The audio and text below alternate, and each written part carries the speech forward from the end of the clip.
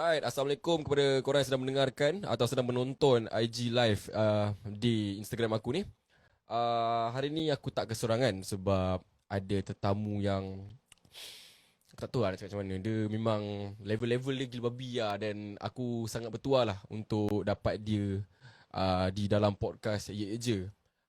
Kita ada seseorang movie director, seorang screenwriter dan juga producer uh, untuk ni lah, the film director daripada Indonesia. Dan dia dah buat banyak sangat movie, dan movie dia semua top tu.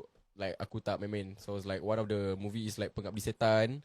Kita ada Kundala, Makabre dan juga Perempuan Tanah Jahanam. So without further ado, I would like to invite Mr. Joko Anwar with us. Let's go. Alright. Sikit lagi. Assalamualaikum, Bang Joko. Waalaikumsalam, Ami. How are you? I am good. How are you? I'm good. You good? How's everything in Singapore? Keadaan dekat Singapura ni recently dorang macam kurangkan dia punya pergerakan. Dia like dah bebas sikit, dah bebas. Cuma baru-baru ni ada case naik lagi. So Case bila naik. case naik, How many?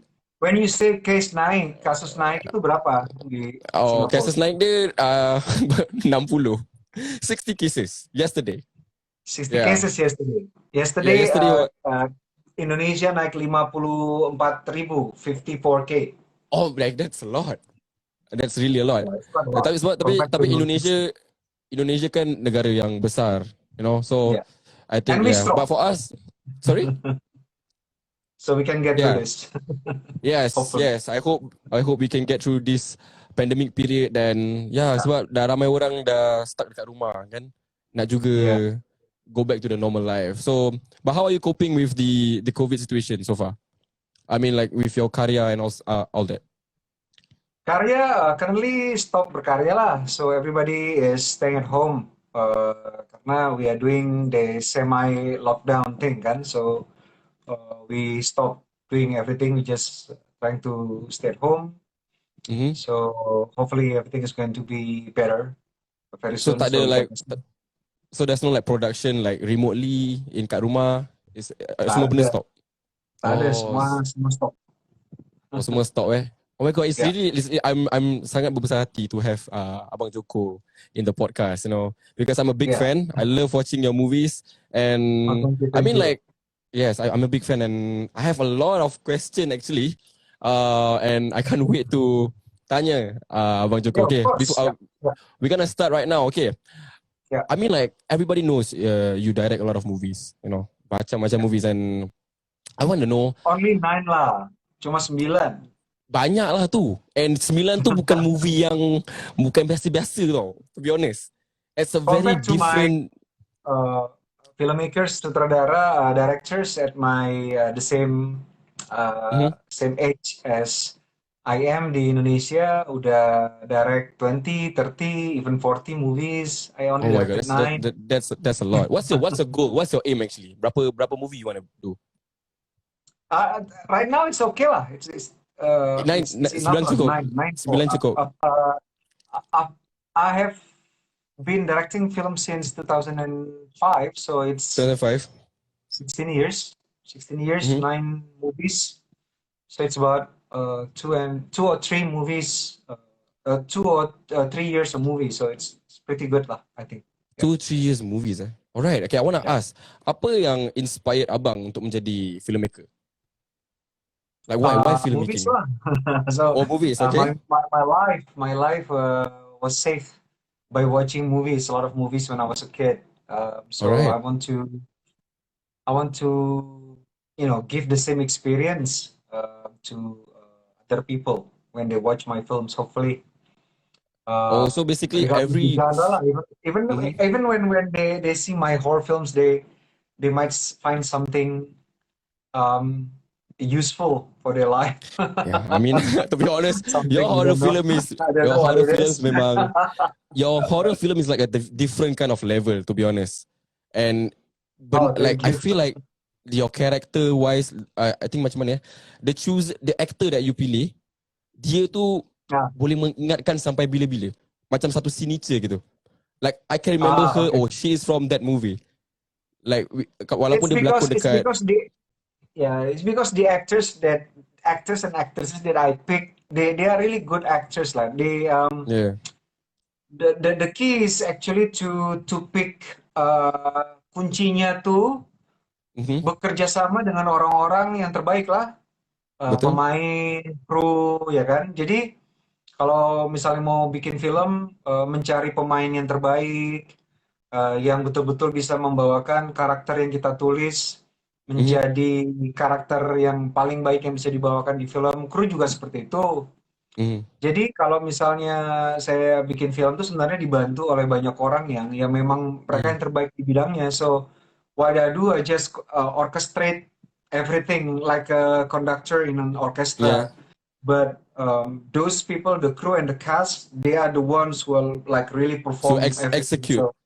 Yeah, the ones yeah, who the perform. key is Yeah. to have the best people in the right place, the right But position. susah tak nak pilih casting untuk sebuah filem? Like how do you, okay, I want to Um, ask about Perempuan Tanah Jahanam, Impetigo. yeah, How do you yeah. cast the casting? How do you decide the casting? Casting, like the proper casting lah. So even kayak pemain-pemain yang sudah sering kerjasama dengan saya itu Ah, kita Tara Basro, Marisa Anita, mhm. semuanya itu di audisi. Jadi ada I Audition still have the juga, ada audition tape. audition. Maybe Okay. one day I have a special edition Blu-ray so I can release the audition Mhm. tape. Maybe they all go to audition process. Jadi nggak even not even only once ya. Jadi ada first step, ada satu kali audisi, kemudian dipanggil lagi untuk audisi berikutnya. Also, everyone Um, have to go through the audition process. yes, Okay. apalagi orang-orang yang baru baru kenal ya. Ada beberapa Mhm. pemain di Perempuan Tanah Jahanam yang kita betul-betul scouting ke daerah. Kita Mhm. syutingnya itu di Jawa Timur, jadi kita pergi ke beberapa tempat di Jawa Timur dan betul-betul Mhm. mencari. Jadi um, kita sebar orang dan kita mencari. Tentunya kalau bisa kita bikin film ada deskripsi karakter secara fisik ya. Betul. Apakah orangnya intimidating gitu, apakah orangnya Mhm. timid, um, cari secara fisik dulu cocok dengan deskripsi karakternya apa enggak. Mhm. Jadi kita cari dulu tuh, dikumpulkan dari semua penjuru. Terus saya bertemu langsung dengan mereka dan prosesnya itu adalah uh, saya percaya kalau misalnya bertemu dengan pemain itu pertama harus mengetahui apakah mereka itu punya kemampuan untuk bisa melihat, bisa menempatkan perasaan, bisa bisa mengetahui perasaan orang lain. Apakah punya that ability of being perceptive gitu, bisa memahami perasaan Oh, orang lain. Jadi orangnya itu harus ada jiwa, jiwa, sensitif ya. jiwa. Yeah. Orangnya harus sensitif, terus dia harus tidak boleh sombong karena kalau sombong tuh biasanya tidak tidak bisa memahami orang lain, orangnya merasa bahwa dunia ini berputar di dirinya gitu. Jadi orangnya harus Faham. humble. Mhm. Jadi dia bisa merasakan orang lain ketika dia masuk ke karakter yang dituntut oleh skenario, dia harus bisa memahami karakter itu. Jadi orangnya harus humble dan orangnya harus cerdas. Cerdas ini bukan nggak harus berarti dia harus sekolahnya tinggi gitu ya, Mhm. tapi dia harus punya em, kemampuan untuk menerima arahan direction dengan baik dari Mhm. sutradara sehingga dia bisa mengembangkan direction from the director. Jadi Oh. diberikan arahan oleh sutradara dan dia bisa mengembangkannya menjadi lebih baik gitu. So basically, like when you direct a film, like you know Ya. already, okay, this is the character, ini dia punya jiwa, like everything is in your head already. Is that what you're trying to say? So when you are making a film, Mm-hmm. you have the characters in your head Yeah. and you are trying to find the people to populate that script yang cocok dengan Mm-hmm. karakter. Tapi Yeah. kemudian ketika kita menemukan para pemain itu, nanti karena ada proses workshop ya, ada Yeah. proses script reading, kemudian workshop pendalaman karakter. Nanti biasanya Mm-hmm. karakternya itu akan berkembang. Jadi akan Hmm. terjadi proses kerjasama antara sutradara dan actors dan actresses. Nanti akan berkembang karakternya menjadi sesuatu yang Hmm. even better from what you imagine di I awal-awal understand. I gitu. understand. Jadi you have the characters initially, but then it's going to be developed by the actors The actor working itself, together into characters that are even the better gitu. Lebih character strong. development, yeah, so something like Yes, that. ya. So dari Film situ juga akan bermain seperti itu. dengan. Film itu kan ditulis ya. Film itu ditulis oleh penulis skenario, Uh-huh. kemudian diarahkan oleh sutradara, dimainkan oleh pemain, di craft oleh kru, Yeah. sinematografer, art director, kostum designer, makeup artist, sound designer, musik director dan sebagainya. Oh yeah, that's Ketika a lot filmnya of process. selesai, ketika filmnya selesai, filmnya dipertontonkan ke publik, Mm-hmm. kan nanti akan terjadi interpretasi di dalam kepala penonton, ya kan? Penonton, Either yeah. penonton either penonton itu akan suka karena dia bisa relate dengan film itu, Yes, yes. atau penonton tidak suka karena dia mengasosiasikan film ini dengan sesuatu. Jadi ketika penonton menonton sebuah film, dia itu memberikan arti Mm-hmm. sendiri sesuai dengan pengalaman spiritualnya ketika menonton film tersebut, diasosiasikan Oh, dengan diasosiasikan dengan pengalaman hidupnya. So nonton film itu it's a very beautiful and complex thing. It's a yeah, betul. spiritual level thing to do gitu. It's very Ya beautiful. sebab like semua orang bila nonton sebuah filem, like everyone is different. Like how they Ya, relate to a movie is different.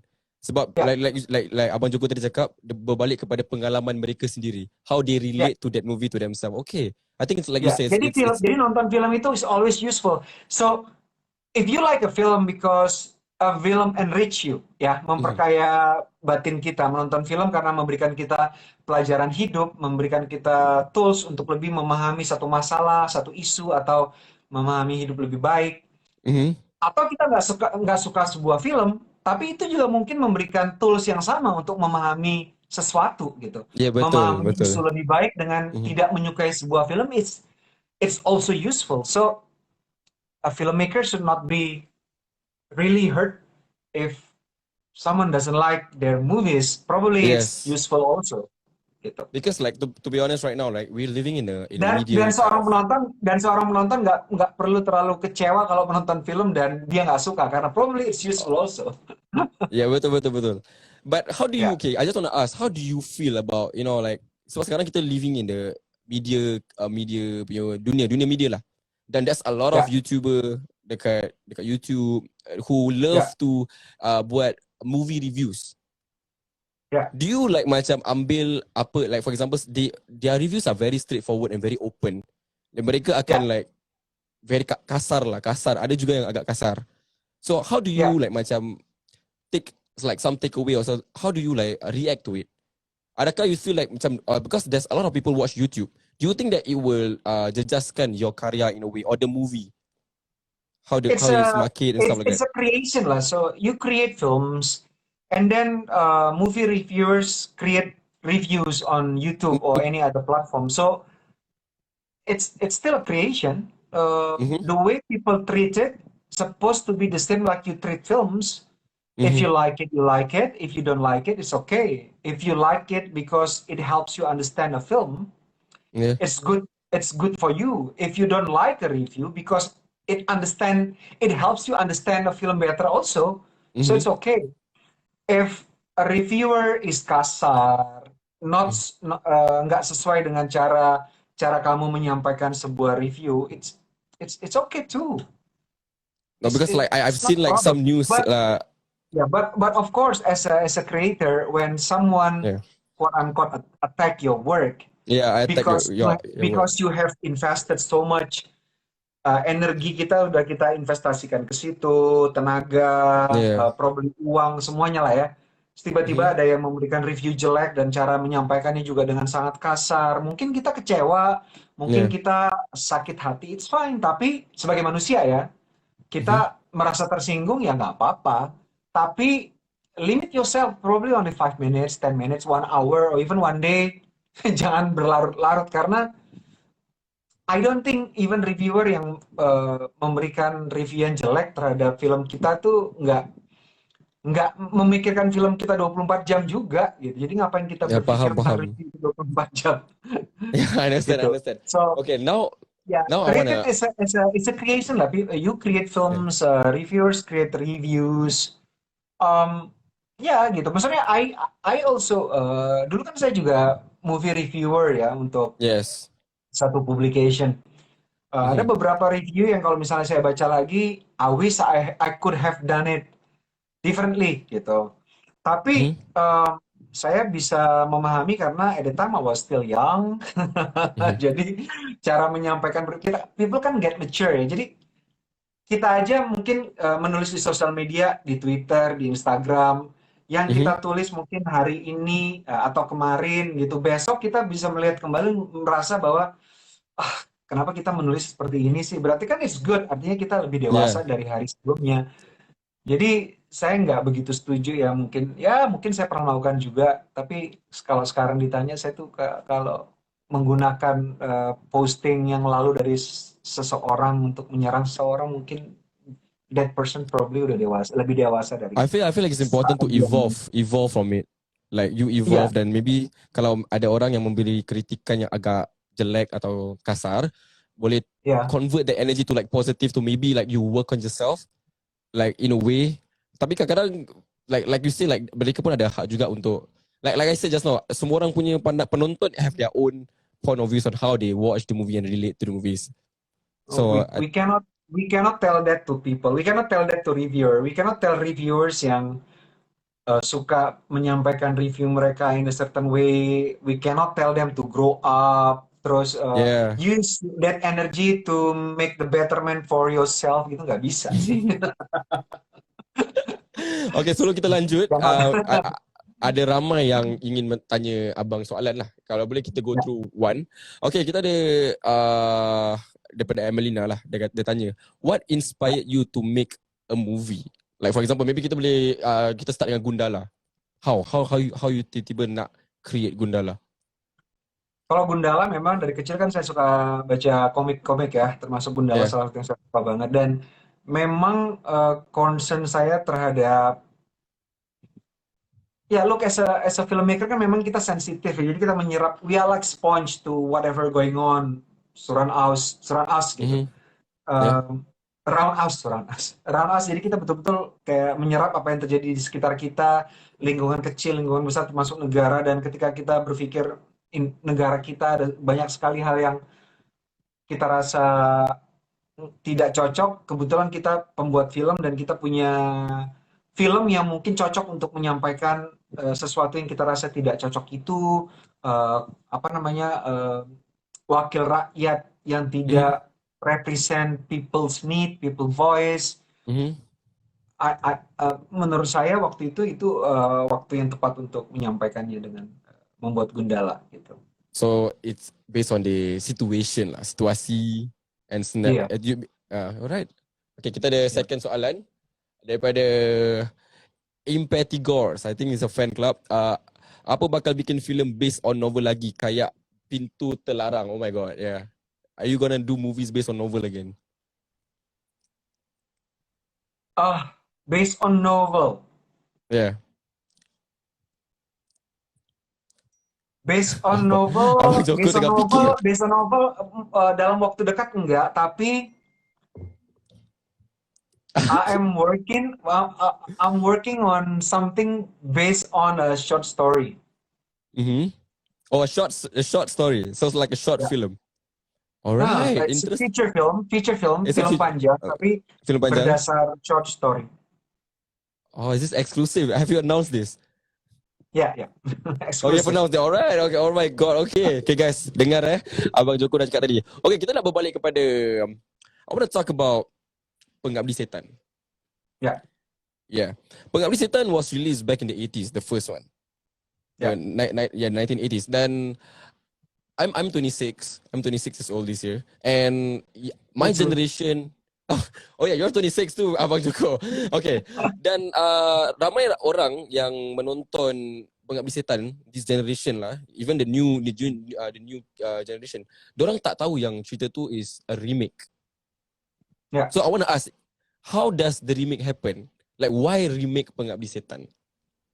Pengabdi Setan is not actually a remake, yes, because it's not Yeah, that's why actually. I want to know. Is it a remake or you just menggunakan nama Pengabdi Setan? So how is it? How does it relate to the 1980s punya Pengabdi Setan? Biasanya kalau saya udah bikin remake itu 2 kali ya. 2 kali atau ya 2 kali ya. Ada Pengabdi Setan sama menulis skenario untuk Ratu Ilmu Hitam. Ratu Jadi Ilmu Hitam, correct. Screenwriter. ya, ada banyak sekali film-film yang saya suka dan ada desire untuk associate myself to those films that I love gitu. Caranya salah satunya tentunya dengan cara membuat either sequel atau dengan cara membuat remake kan. Jadi karena itu mungkin udah terlalu lama gitu, jadi nggak mungkin dibikin sequel. Jadi membuatnya remake. Tapi cara membuat remake itu saya percaya bahwa kita tidak cara membuat remake itu dengan tidak menggantikan film aslinya gitu. Karena kenapa kita ingin menggantikan film asli? Kenapa kita The ingin original menggantikan one. film yang kita suka gitu? Jadi cara membuat remake yang lebih saya prefer adalah membuat a companion gitu, A penyerta dari companion. sebuah film asli. Jadi misalnya Pengabdi Setan tahun 81, saya bikin remake-nya tapi nggak untuk menggantikan film yang aslinya. Jadi nggak saya ambil plek-tiplek gitu. Yeah, the plot is different. But same plot, same characters, Yeah. tapi what's the theme The theme. and the theme and it's hard to explain it, but Flavor. Yeah. the soul. What's the theme and the soul of the original film, and translated ditranslatekan ke sensibilitas yang sekarang gitu. Jadi new sensibility. Oh, okay. Nak relate dengan like sehingga jadi orang bisa relate, penonton sekarang tuh relate karena salah satu yang bisa kita lakukan adalah mengupdate sensibility-nya kan. Kadang-kadang film yang kita suka tapi zaman dulu tuh mungkin lebih cara orang memberikan treatment kepada kepada perempuan berbeda, misalnya kita berikan nih sekarang seharusnya seperti apa, sensibilitas yang baru yang seharusnya seperti apa misalnya gitu. Kita update untuk mensupport progress di dunia gitu. Something like that. But you still use, but it's like you say, like it's like a companion of the old Pengabdi Setan. Yeah. Is it the same concept dengan Ratu Ilmu Hitam? Sama, yeah. The same concept, yeah. But Ratu Ilmu Hitam was crazy, to be honest. It was crazy. Yeah, I love it. I feel like was crazy. Yeah, because Ratu Ilmu Hitam yang lama, the main star was Suzana. Yeah. Yes, but when I thought, because like when you announced Ratu Ilmu Hitam, I thought it was you remember there was a remake of Bernapas dalam I think the remake of Suzana. There's the one that I thought you guys gonna recreate Suzana again, but when I watched it, it was a different kind of, like you said, a companion. Yeah. And I love the story. I love it. So like berbalik kepada Pengabdi Setan, is there a sequel?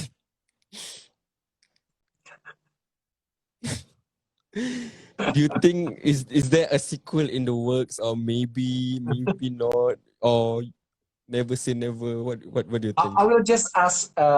Aku tanya aja lah kepada people. Do people want a sequel or not? Obviously they want a And I sequel. will answer them.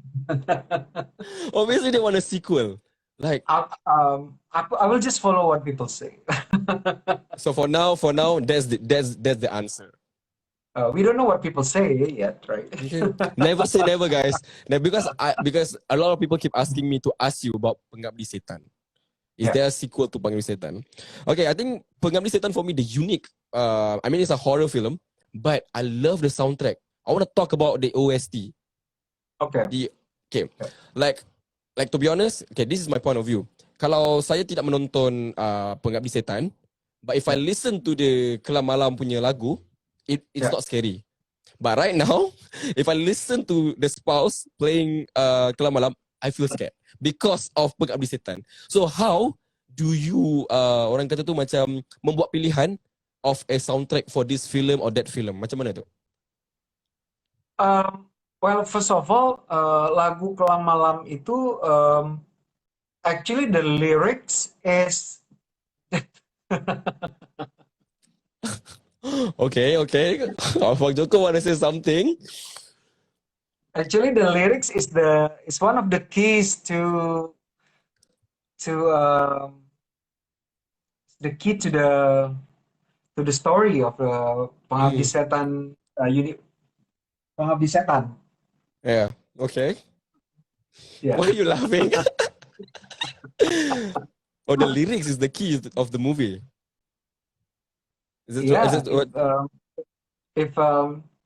If you listen to it again and you read the Ramai orang ramai if orang you read, komen suruh if you read spill the if tea. you read the lyrics line by line, especially the last one. Yeah. Yeah. Okay. Everyone keep saying, please spill the tea, please spill the tea. Like, do you spill it? Okay, so like to be honest, because I feel like Pengabdi Setan punya OST, the lagu dia tak seram, but very old school. But the lyrics are very heavy, are very deep. Lagu yang kalau I dengar merinding lah, macam seram lagu apa ni kan? Very. But I like how you portray that kind of concept.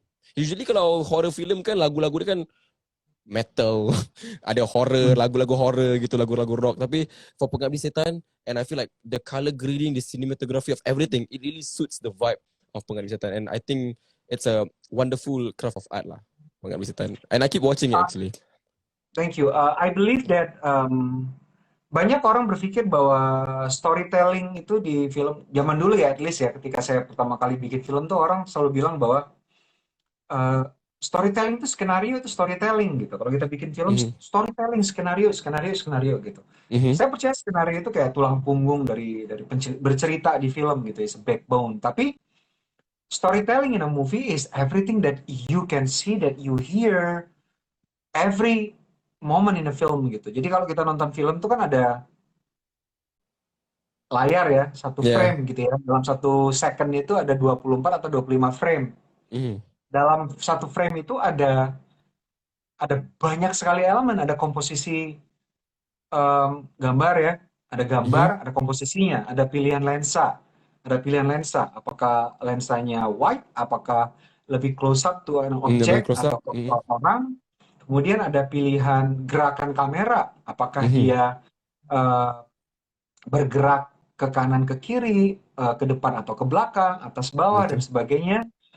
Kemudian ada perspektif yang ditentukan oleh jenis lensa yang digunakan. Kemudian ada pergerakan dari aktor. Kemudian ada art direction, bentuk dari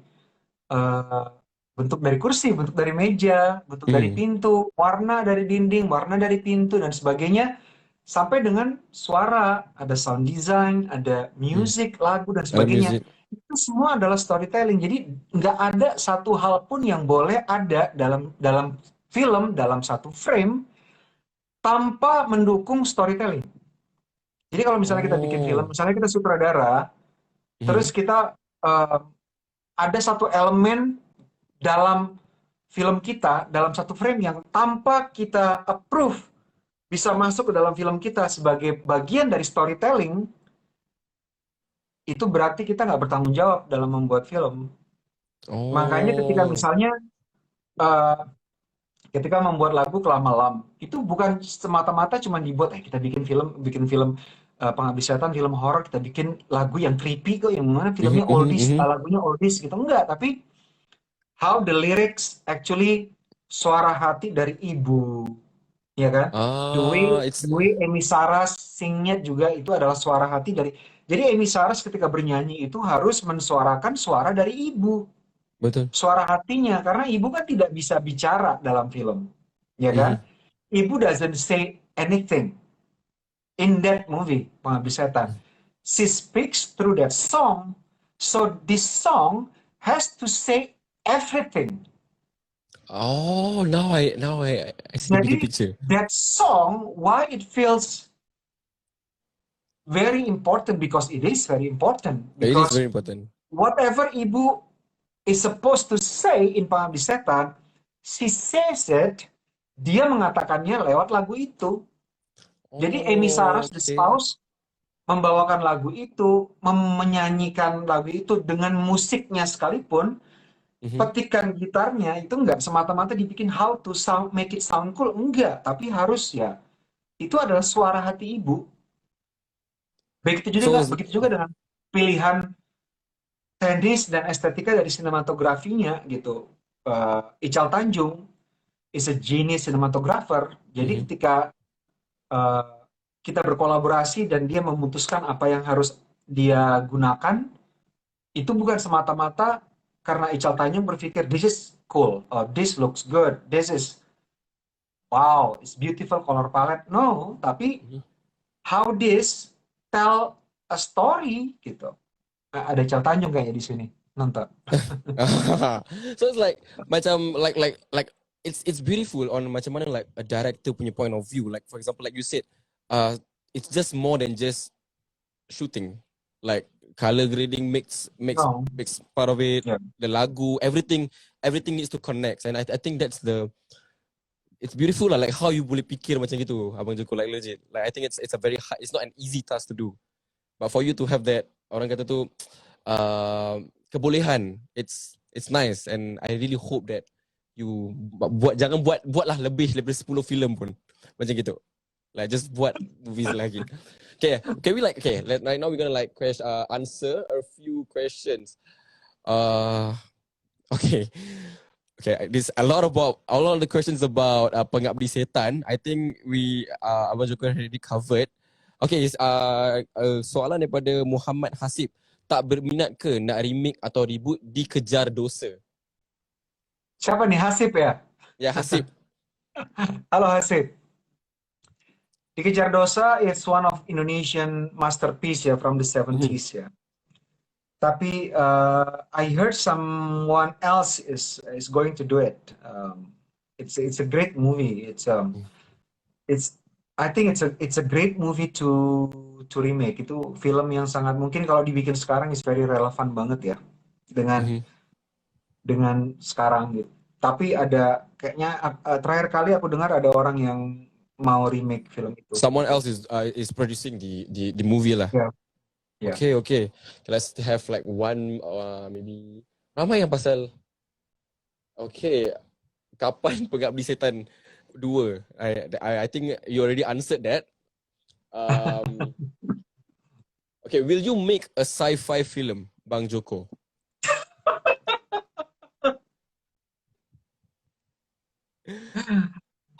Soalan Yes. yang yes, that's it. Ya, That's all you want to say. ya, Okay, that's all. I cannot ask for more. Okay, that's all. Okay, ya. okay. One more question. All right. Oh, that's a lot actually. Bagaimana cara memulai sebuah filem bagi orang yang punya cerita ingin difilmkan? Daripada Dimas Nur. Ya. Kalau misalnya Anda adalah seorang penulis skenario, tentunya mulai pitching your script to film producers atau to production company or to Mhm. film forum ya, to festival films biasanya ada pitching forum, start pitching your scripts. Kalau misalnya and you have to have the script ready ya, udah selesai gitu, sudah ditulis. Kalau misalnya if you film director, start building resume, mulai bikin portofolio, bikin film-film pendek Mhm. gitu, bisa dijadikan apa namanya portofolio untuk bisa membuat film panjang gitu, bikin project untuk film panjang dan ada film pendek Oh, membackup our bukti bahwa kita punya skill. I understand. Okay, let's talk about. Okay, I have another question. This is from me. Okay, right now, Ya, uh, um, a lot of movies are released. Okay, since it's COVID period. It's COVID period dan ada je movies yang orang kata tu di-release kat Pawagam di bioskop lah. Tapi at the same time ada juga yang release serentak dekat streaming service. Like for example ya, like HBO Max, ya. like Amazon Prime. There's a lot of streaming service right now. So what are the disadvantage or advantage in your own words? Like for example, the recent one that I watched was Mortal Kombat. Mortal Kombat. It was released on the same day on HBO Max dan juga di bioskop. So, what are your thoughts on that? Was I it think pros and cons? Yeah. I think it's a new world. Mm-hmm. Uh, Cara orang mengkonsumsi film juga berbeda dan harus kita embrace ya. Penayangan film exclusively di streaming platform atau bersamaan dengan tayang di bioskop. Tapi untuk negara-negara seperti Amerika yang sudah bisa menghasilkan uang profit dengan cara seperti Mm-hmm. itu sudah ya nggak apa-apa dilakukan. Tapi untuk misalnya untuk Indonesia masih belum bisa karena untuk beberapa film misalnya yang eh, dibuat dengan budget yang besar gitu ya. Kalau misalnya hanya Mm-hmm. tayang di streaming platform tidak akan bisa break even gitu. I understand. Dan Sebab I asked you the question.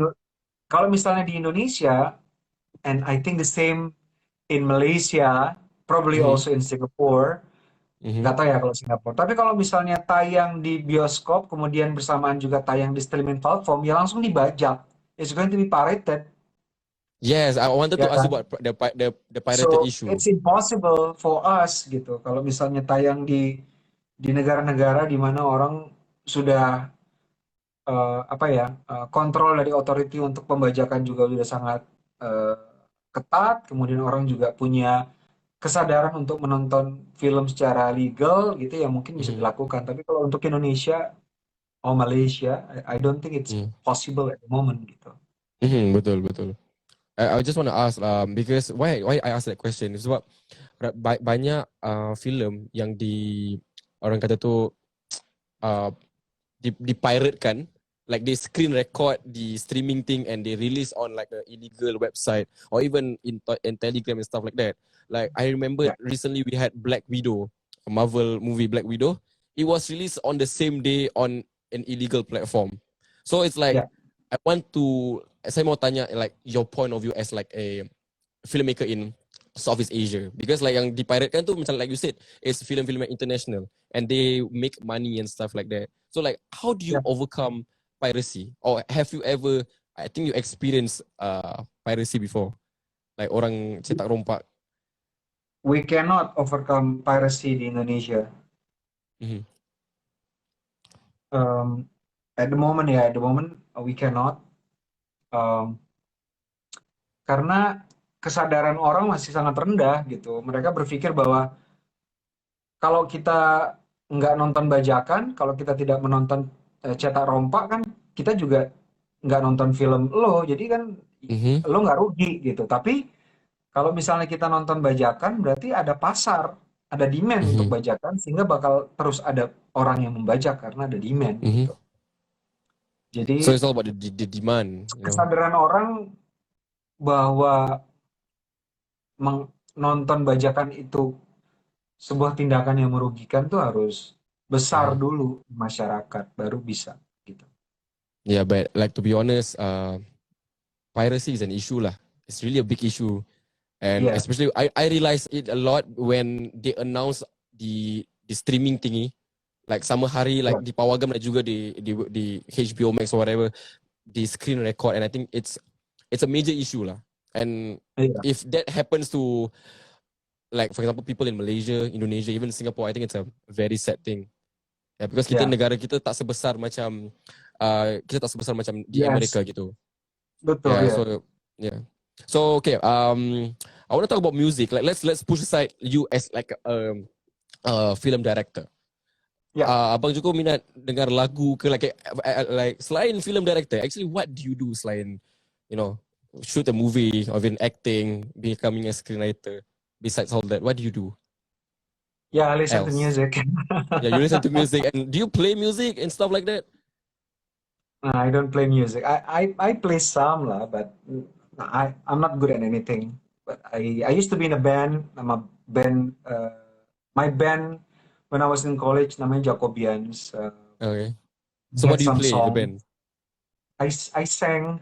Oh, you But sang. my friends in the band, they are very excellent, but I wasn't that good. Mm-hmm. So I thought I have to be doing something that I think I can excel at gitu.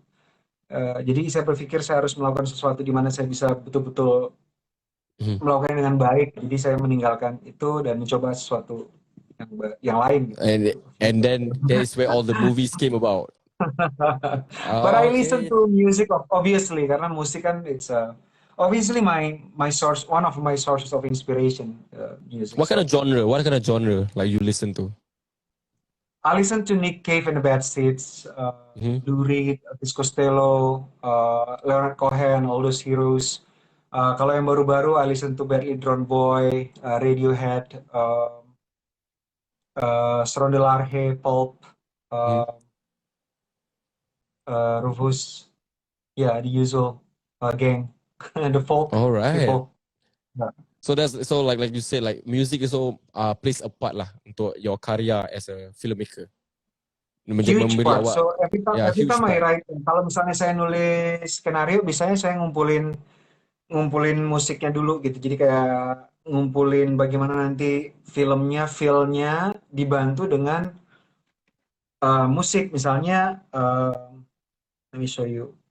So my Spotify is actually full of apa namanya playlist yang Mm-hmm. isinya adalah uh, lagu-lagu specifically for the mood intended for a specific movie that I'm writing or I'm working on gitu. Wow, wow. All right. Kayak That's misalnya, interesting. I'm working on a drama, on a high school romance movie gitu ya. So Mm-hmm. my playlist including Living Thing by the Beautiful South, Mm-hmm. Bon Iver, 22 Oversoon, and then ada Kitten Hansen, Patrick Core, Yola Tengo, uh, Sufjan Stevens of course, kemudian ada Saint Vincent, ada Harvey Cocker, Rufus Wainwright of course, John Brion, Nick Drake, Villagers, Oh, that's a um, lot. Divine Comedy. So yeah, All right. Richard Hawley. Okay. Oh, okay. So it's like I feel like you're a very versatile kind of guy. It depends on the mood of the film. Like you said just now, kalau abang nak bikin film yang agak serious, you have your own playlist for a serious kind of drama, like serious drama. Here's the playlist for it. Like you have different playlists. I think. Oh, that's. I don't know. I feel like you're different. Macam gitu. So I love listening to I watch your interviews on YouTube. Like I want to understand how do you see things, your point of views and stuff like that. I think it's nice. It's really nice to have you, really. Everybody's different lah. Yeah As long lah. as But they you honest, like Abang they Joko will be idola. different. Abang Joko itu idola tau. Yeah, idola. And okay, I want to Gitu ask you. kan. Okay, we're gonna take like maybe last 3 questions before. Um. Okay, ask Mr. Joko, what is the favorite film in the world? What's your favorite film? Oh, it's very easy. I have answered that many times. It's Punch Drunk Love. Oh, you get it tattooed. Yeah, Okay, I did answer already. Okay, the next it's question that we Punch Drunk Love, have. Paul Thomas Anderson. Okay, the next question that we have. Oh, there's a lot about Pengabdi Setan actually. There's a lot. I don't want to talk about it. I cannot. I don't stress me. Okay, you know what? I'm gonna ask my questions. Okay, right now it's 2021. When are you gonna when are you gonna announce anything like your upcoming project or movies? Maybe like when? Just like in a year to come or like a few months. Is there anything that upcoming from Mr. Joko Anwar? Very soon. Very soon. A movie? Obviously a movie, right? A movie, yeah. Oh my god. I want to ask more, but I don't want. I want to like, I just want to be surprised. Okay, a movie. All right. Okay, this will be. Okay, that will be. I have one topic lah. Actually, I want to ask before we close the podcast. Have you ever any encounter like, you know, encounter horror atau encounter cerita-cerita hantu, kau tahu hantu while shooting and stuff like that, like experience yang agak menyeramkan while shooting Pengabdi Setan or even Ratu Ilmu Hitam or whatever that you ever encounter before. Uh, Pengabdi Setan tuh ada ya karena udah dipublish juga sebenarnya di YouTube yang ada suara terekam gitu ketika Suara. my sound recordist doing IG story, and then when he posted to Instagram, actually recording of a woman screaming in high speed. Mhm. In high speed. Ada di YouTube, so you can find it. Anyone can Okay, find I it. will, I will, I will check it out. So, but that's the worst encounter so far lah. Or do you like really There are encounter? some. Tapi I don't know ya. Maybe it can be explained logically, but I guess we don't want to explain logically because it's nicer that Yeah, it's way. nicer that way. It's nicer that way. Correct. Yeah. Okay. But because I know recently I saw like a video like Pengabdi Setan punya set, like orang public boleh masuk. Is it true? Ya, now it's setnya Pengabdi Setan, rumah Pengabdi Setan sekarang jadi Pameran. Is that like a ini ya, pameran? jadi museum atau tempat wisata ya. Rumah Oh. Pengabdi Setan, ramai, ramai dikunjungi oleh orang-orang. Ada Instagramnya juga, and they documented apa namanya orang-orang yang datang ke situ dan dijaga. So I think it's good karena uh, jadi sesuatu yang diabadikan gitu. Is it Jadi like for short period of time atau the museum will be like well, it has been going on for almost 4 years now. wow, Ya, for a lama long time. tu. Okay, so all the original props are there. Some yes. Some of the props are there. Oh, that's nice. I wish I could go because right now kita dalam COVID, we couldn't travel. Okay, Abang, I have one last question for you. But before that, I want to say thank you so much for being with me in the podcast. I My sangat pleasure, berbesar Rami. hati. Sangat berbesar hati. Okay, kalau I just want to, okay, there's like one. I wrote it here. Just give me a moment because I scared I lupa. Okay, kata-kata semangat dan kata-kata perangsang untuk anak-anak muda yang Kata-kata ingin perangsang. ingin orang kata tu macam berkecimpung lah dalam dunia arts, be it music or film or whatever, drama, stuff like that. Any advice for all the younger Apa generations? ya? It's going to be easier if we can find our voice first lah. Artinya kita mencari apa yang ingin kita suarakan, and then kita suarakan lewat our arts. It's going to be easier. Apakah itu, keresahan, pertanyaan gitu, sesuatu yang mau kita sampaikan ke dunia, ke society. Find that first from within yourself, and then suarakan lewat your arts, whatever it is. Gitu. Alright, thank you so much, Mr. Jokano, for being with You're very me welcome. in the podcast. And inshallah, kalau rezeki, I would like to meet you, like maybe like a movie premiere kind of thing. You've got Yeah, ada of course. rezeki. Yes. And I want to ask, Mortal Kombat, you were there, right? For the movie premiere? Yes. You were there, right? What? Okay, when you watch Mortal Kombat, and kita tengok Joe Taslim berlakon sebagai seseorang Indonesian. Oh my God, I love it. As Sub-Zero berlakon dalam film international. What was like going through your head when you watched it for the first time? I was, wow, goosebumps. It was goosebumps, right? To see how Joe Taslim execute. Well, first, saya merasa represented lah ya di film itu. Ada film worker dari Asia, dari Indonesia gitu, in a movie that big. Dan Mortal Kombat is something historic for me karena dari kecil Mortal Kombat I love. All same. Mortal Kombat films, even the sequels. From the Annihilation, the sequels. And also I think it gives hope lah, because I know Joe is a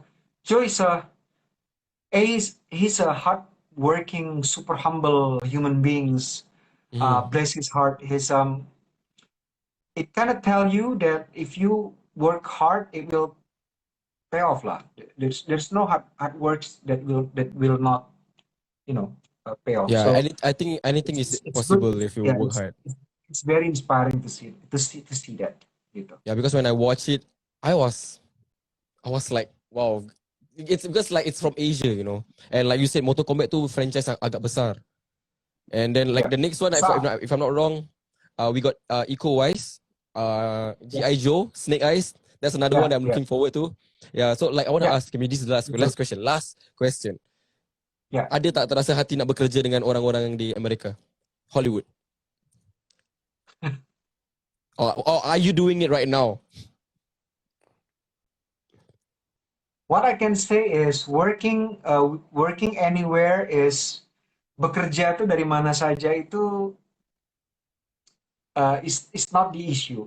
Yang paling penting adalah bisa bekerja, bisa berkarya, sesuatu yang kita rasa penting untuk bisa berkontribusi. Jadi film yang kita hasilkan itu harus ada kontribusinya gitu kepada society, to the world, to films. Jadi dimanapun kita bekerja, dari Indonesia, dari luar negeri, dari Hollywood, dari LA, it's the same lah. So yeah. Alright. But of Okay. course, working with people, talented people from anywhere in the world is going to be is always will be good. It will It's be always always be good. good. Saya doakan semoga Abang Joko terus sukses dan make more movies because ramai sangat orang yang nak tengok karya Abang di Singapura, di Malaysia, di Asia lah ramai. Even I think it's di Amerika juga. Dan I want to say thank you so much for being in the podcast with me, and I really Thank hope you so that much, Ami. My pleasure. podcast ni dan your words boleh inspire anak-anak muda untuk really work to your dreams. Itu je. Thank you so much, Bang. Thank you so much. Thank you. Dengan itu, Thank you so I'll see much. you guys next time. Assalamualaikum. Bye. Bye. Makasih.